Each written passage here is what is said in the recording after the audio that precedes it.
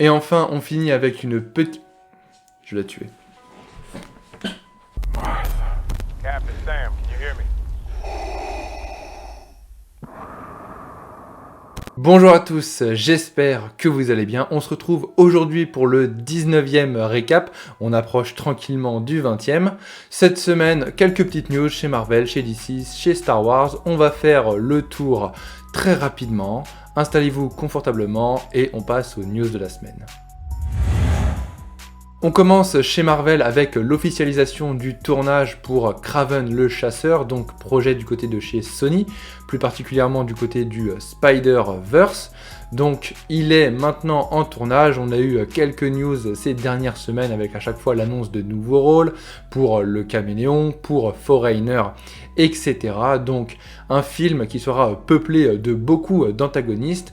On a hâte de voir ce que ça pourra donner. En attendant, on laisse faire l'équipe technique qui sont actuellement derrière les caméras pour nous produire un très bon film. La prochaine news, elle nous vient de Deadline et on apprend que Anjali Bhimani est au casting de la série Disney+ Miss Marvel dans un rôle encore inconnu et donc tenu secret. Bon, une news avec encore un rôle inconnu, on va pas en parler très longtemps, mais ça me permet de vous parler du trailer qui est sorti cette semaine pour Miss Marvel.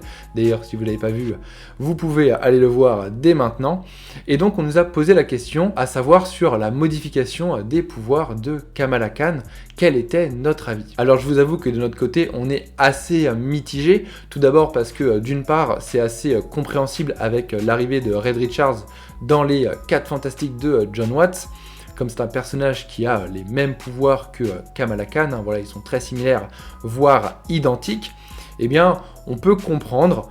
Après, pourquoi est-ce que c'est pas Reed Richards qui a eu une modification comparée à Kamala? Eh bien, ça s'explique par le fait que c'est un personnage qui a des décennies d'histoire derrière lui, qui a eu déjà des adaptations en live action, et donc, c'est plus facile avec un nouveau personnage comme Kamala de faire une petite modification au niveau de ses pouvoirs. Après, je vais pas vous mentir, on est quand même un petit peu déçu que Kamala n'ait pas ses pouvoirs originels qui s'inspirent des comics, mais bon, c'est comme ça. Après, ce qui est vraiment très important, en tout cas pour moi, c'est qu'elle conserve ses origines, qu'elle conserve toutes les questions sociales qui gravitent autour d'elle, notamment avec la religion, etc.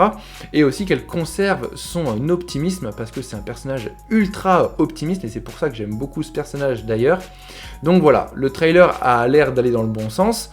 Mais maintenant on pourra juger uniquement lorsque ce sera sous nos yeux, donc en attendant il faudra patienter un petit peu et on passe à la prochaine news. Selon The Direct, Graham Greene aurait rejoint le casting de la série Disney+ Echo dans un rôle encore inconnu, donc on va pas s'étaler sur cette news, voilà, en plus il s'agit d'une rumeur, donc c'est pas ultra intéressant, mais si vous vous souvenez bien, on peut attendre déjà de peut-être voir Wilson Fisk dans la série Echo, parce que on se doute qu'il n'est pas mort à la fin de la série Hawkeye, et on peut aussi se dire qu'il y aurait peut-être d'autres personnages de la série Daredevil qui pourraient revenir, donc de la série Netflix, dans la série Echo. Donc n'hésitez pas à nous dire dans les commentaires quel personnage vous aimeriez revoir de la série Daredevil dans Echo. Est-ce que plutôt vous aimeriez revoir Karen, Foggy?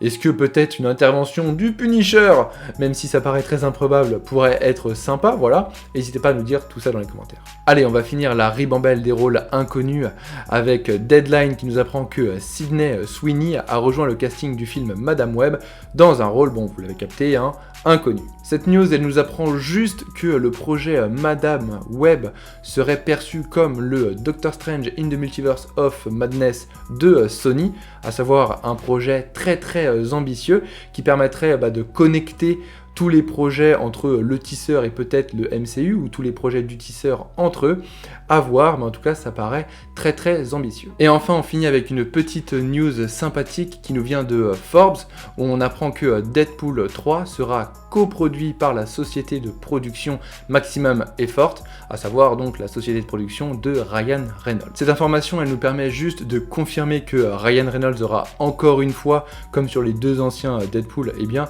une grande implication au sein de ce projet, et donc ça c'est très cool vu comment l'homme est complètement barré.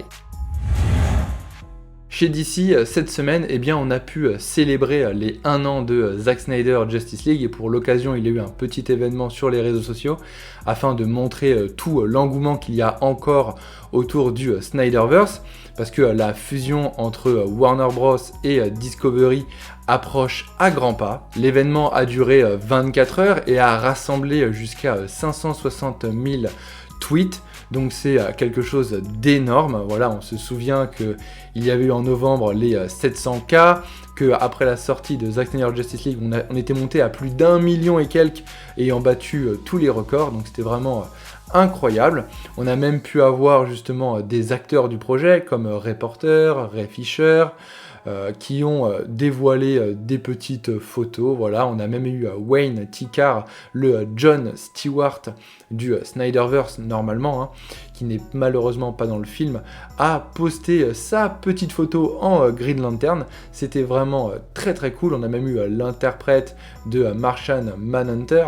Donc voilà, ça a un petit peu été le moment de sortir sa petite photo, etc. au niveau des acteurs et de montrer tout le soutien qu'il y a autour du Snyderverse. Donc si, comme nous, eh bien, ça vous dit de supporter le Snyderverse pour essayer de le revoir un jour, eh bien vous pouvez tweeter hashtag Restore de Snyderverse. Mais ne vous inquiétez pas, de toute manière, il y a plein de news qui ont été listées ces dernières semaines. On en a fait une vidéo qui devrait débarquer cette semaine, semaine prochaine, voilà. Et on fera le récapitulatif de vraiment tout ce qui s'est passé autour du Snyderverse dans cette vidéo.